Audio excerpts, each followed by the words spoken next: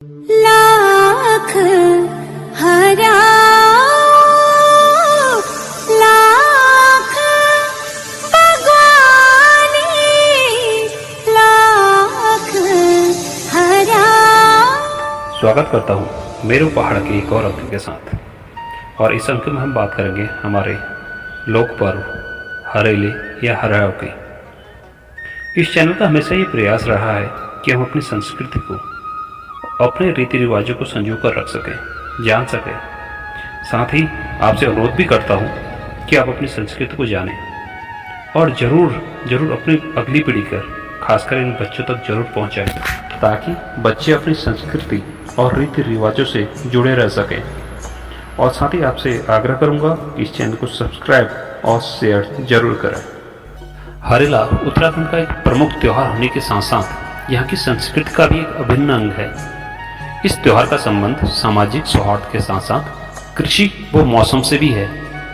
हरेला हरियाली अथवा हरकाली हरियाला का ही एक समानार्थी है तथा इस पर्व को मुख्यतः कृषि और शिव विवाह से जोड़ा जाता है। देश धन धान्य से संपन्न हो, कृषि की पैदावार उत्तम हो, सर्वत्र सुख शांति की मनोकामना के साथ यह पर्व उत्सव के रूप में मनाया जाता है। सामान्यतः हरेला साल में 3 बार बोया जाता है। प्रथम चैत्र मास में, जो कि चैत्र मास के प्रथम दिन बोया जाता है और नवमी को काटा जाता है। चैत्र मास में बोया जाने वाला हरेला गर्मी के आने की सूचना देता है। दूसरा श्रावण मास में, श्रावण मास में बोए जाने वाले हरेले को आषाढ़ मास की 22वीं तारीख को बोया जाता है और 10 दिन बाद श्रावण के पहले दिन काटा जाता है।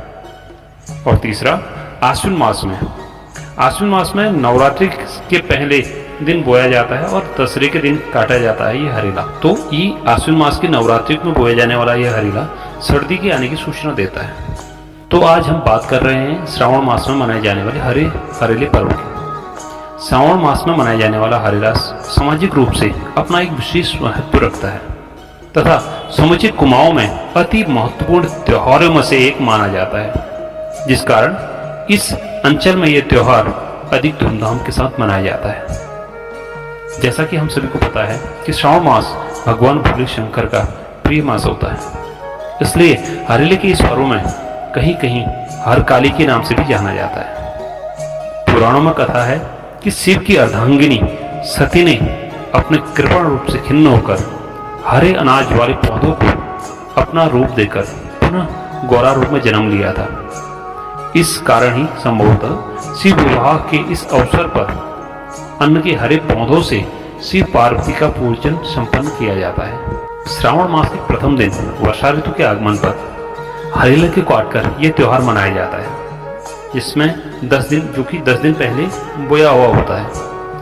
हरेले बोने के लिए उसमें एक पात्र का निर्माण किया जाता है जिसमें हरेले को बोना होता है। इसमें खासकर रेंगाल, जो निंगल की एक टोकरी से होता है, उसका ज्यादातर प्रयोग किया जाता है। पात्र के निर्माण के उपरांत विभिन्न प्रकार के खाद्यान्नों के बीजों को उसमें अलग अलग बोया रख लिया जाता है तथा इन बोए हुए जाने वाले बीजों में मुख्यतः दालें जैसे गेहूं, धान, जौ, मक्का, गहत, उड़द, सरसों ये चीज शामिल होती हैं। उस जिस पात्र में हरेला बोना होता है उसमें एक मिट्टी को भर के एक परत बना दी जाती है और उसमें घर का हर एक सदस्य एक एक बीज लेकर थोड़ा थोड़ा बीज पात्र में डालता है। इसके साथ ही हरेले के पात्र को घर के अंदर पूजा स्थल पर या पवित्र स्थान पर रख दिया जाता है। करीब 3 या 4 दिनों के बाद बीजों में से अंकुर निकल आते हैं और 9 से 10 दिनों में बढ़कर ये 6 से 7 इंच के छोटे छोटे पौधे का रूप धारण कर लेते हैं। अंदर इन पूजा स्थलों में होने के कारण पौधों को सूर्य की रोशनी उपलब्ध नहीं हो पाती, जिसके कारण इनका रंग हल्का पीला सा होता है।